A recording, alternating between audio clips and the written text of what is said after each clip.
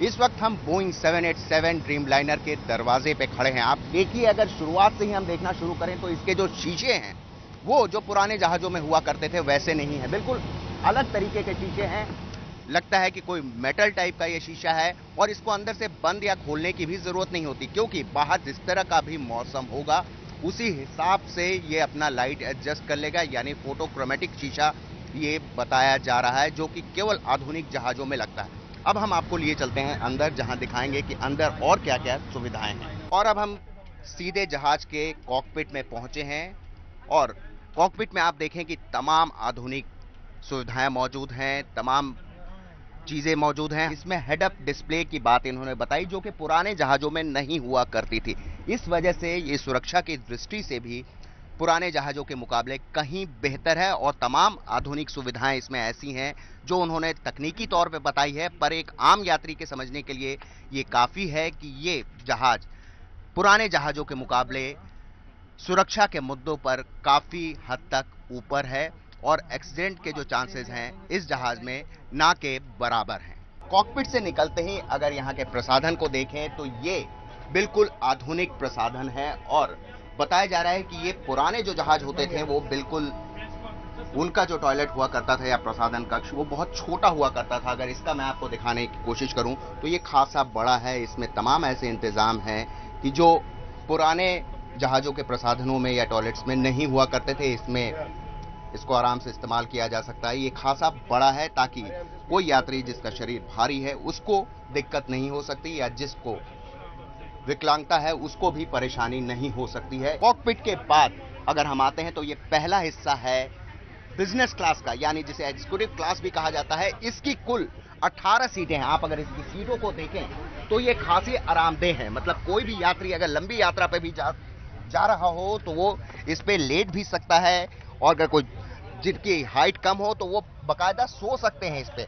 और यही नहीं, इसके अलावा आप देखें कि फुट रेस्ट भी दे रखा है, कि सीट के अलावा फुट रेस्ट है ताकि पांव आप अपने फैला सकें।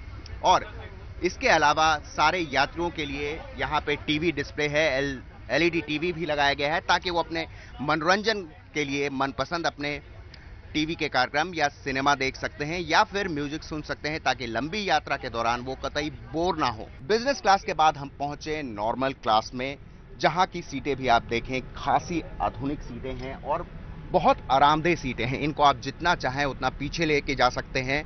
और साथ ही जगह अगर देखें तो नॉर्मल जो आजकल के जहाज हैं उनमें पांव रखने की जगह खासी कम होती है, पर इसमें सीटें काफी ज्यादा हैं और इसमें कुल 3 रो बनाई गई हैं और तीनों रो में जो है 3-3 सीटें हैं। और इसके अलावा सबके लिए जो है एलईडी डिस्प्ले दिया गया है, साथ ही रिमोट दिया गया है कि वो अपने मनपसंद कार्यक्रम भी देख सकते हैं अपनी यात्रा के दौरान, और अगर बोर हो रहे हो तो गाने भी सुन सकते हैं, फिल्में देख सकते हैं।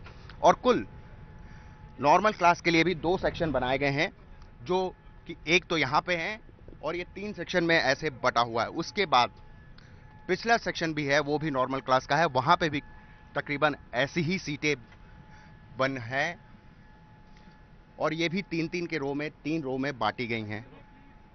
और ये यहाँ का इमरजेंसी एग्जिट का गेट भी है, जो कि आजकल के जहाज़ों से खासा आधुनिक सा गेट बनाया गया है। और आप अगर शीशे से बाहर मैं आपको दिखाना चाहूँ तो इस वक्त दिल्ली में हल्की सी बदरी छाई हुई है। ये शीशा बाहर से देखने में बिल्कुल काला नजर आता है, पर अंदर से आपको जो भी जिस तरह की लाइट है वैसे ही नजर आता है। जैसा कि मैंने आपको शुरू में ही बताया था कि फोटोक्रोमेटिक ग्लासेस लगे हुए हैं। कुल 256 सीटें हैं इस जहाज में, जिसमें से 18 सीटें एग्जीक्यूटिव क्लास की हैं और 238 सीटें जो हैं वो नॉर्मल क्लासेस के लिए हैं। तो ये ड्रीमलाइनर आ चुका है और कहा यह जा रहा है कि ये 7 से 8 घंटे की दूरी की जो भी दूरियां होंगी उन डोमेस्टिक के अलावा विदेश यात्राओं पर भी जाएगा। और साथ ही इसको कहा जा रहा है कि इतना आधुनिक है कि इसमें फ्यूल जो है एफिशिएंसी जो अभी के जहाज हैं उनके मुकाबले कम लगेगा, यानी 20% तक की बचत होगी जो एविएशन फ्यूल है उसके मुकाबले।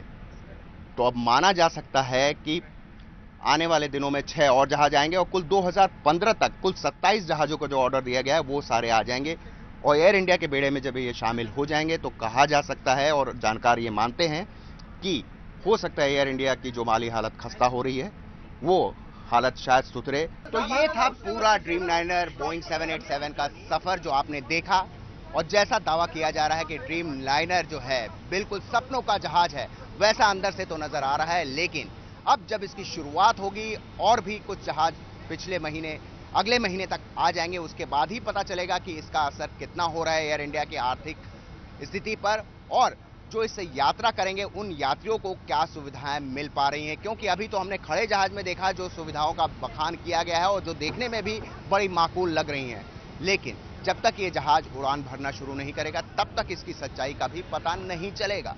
कैमरामैन मनदीप सिंह के साथ प्रकाश कुमार पांडे, एबीपी न्यूज, दिल्ली।